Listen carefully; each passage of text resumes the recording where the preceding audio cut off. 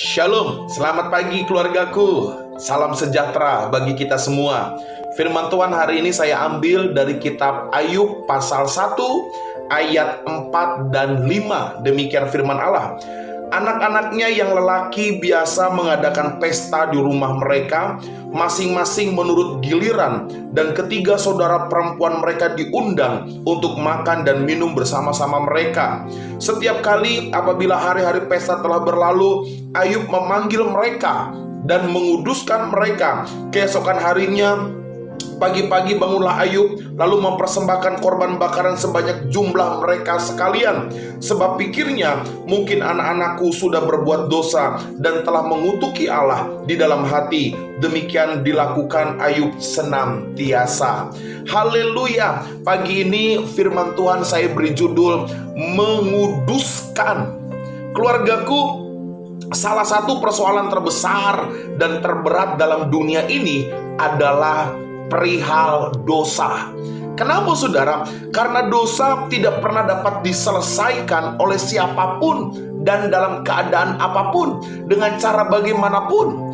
Dosa hanya bisa diselesaikan oleh darah yang tertumpah di atas kayu salib. Itulah sebabnya saudara, persoalan dosa ini besar dan berat dan akan membuat hidup kita menjadi hancur. Akan membuat hidup kita orang-orang percaya terpisah dari kasih Allah. Dosa membuat kita banyak jalan yang tertutup. Bahkan dosa mendatangkan kecemasan dan tekanan di dalam kehidupan kita.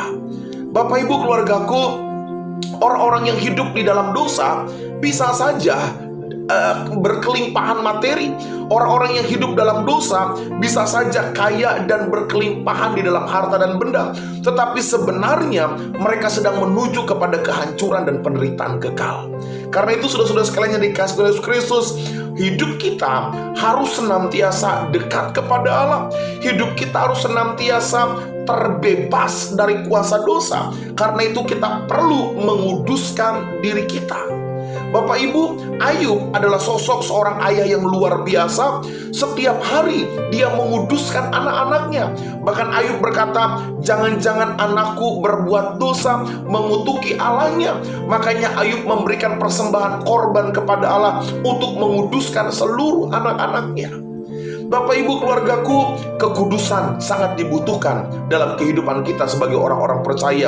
Kekudusan sangat mempengaruhi hubungan kita dengan Allah.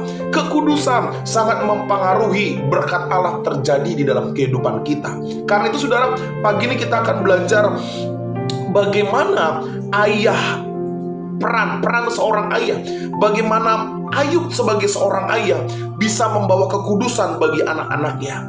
Dalam kehidupan kita sehari-hari, Pak Pendeta, bagaimana saya seorang pria, saya seorang ibu bisa menguduskan anak-anak saya? Yang pertama saudara, mari kita bisa menguduskan anak-anak kita dengan memberikan teladan hidup dalam kehidupan sehari-hari. Amin saudara.